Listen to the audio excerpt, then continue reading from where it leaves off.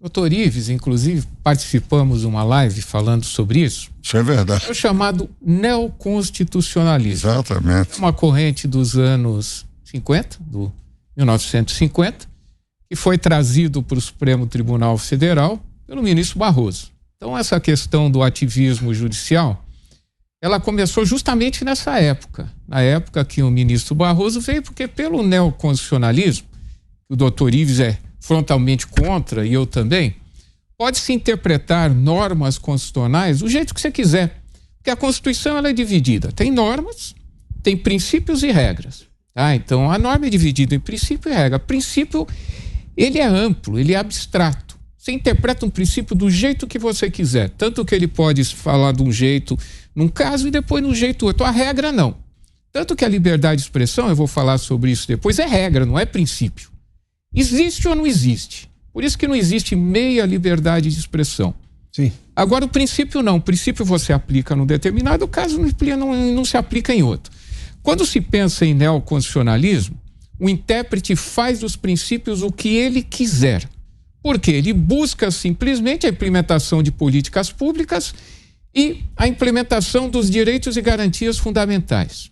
Então, a partir do momento em que você interpreta esses princípios para a implementação de políticas públicas, para a implementação dos direitos e garantias fundamentais, você faz o que você quiser. Você pode até criar legislação. Foi o que o ministro Celso de Mello, por mais que negue, fez quando criou o crime de homofobia. Exatamente. A lei do racismo não fala em preferência sexual. Não fala absolutamente nada. Foi feita uma interpretação extremamente ampla, e aí, no caso, analogia, não se pode aplicar analogia no direito penal, criando crime de homofobia. E várias outras hipóteses, houve interpretações do Supremo Tribunal Federal nesse sentido. Ora eles eram legisladores, ora eles eram administradores.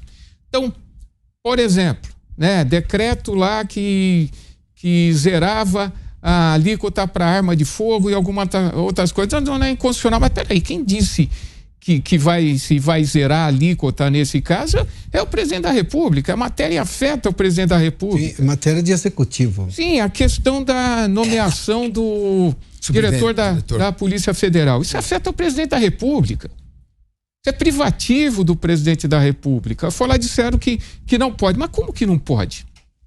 Então está intrometendo no executivo, da mesma maneira que interpreta no legislativo. Uhum. Acaba tanto legislando quanto administrando o país. Por quê? Como a Constituição é principiológica, você interpreta do jeito que quiser. Às vezes você tem a interpretação do mesmo fato 3, 4 vezes diferentes pelos mesmos 11 ministros. Cada um entende de uma forma. Só para puxar o que ele falou da questão da interpretação, a questão do crime da homofobia.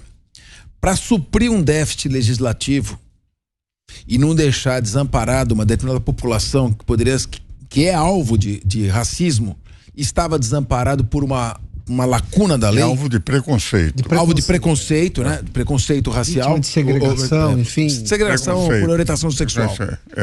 Então, para suprir essa lacuna e esse déficit, se faz com fins nobres e necessários uma interpretação. Ocorre que ao fazer essa interpretação, suprime-se a garantia de que não há crime sem lei anterior que o defina.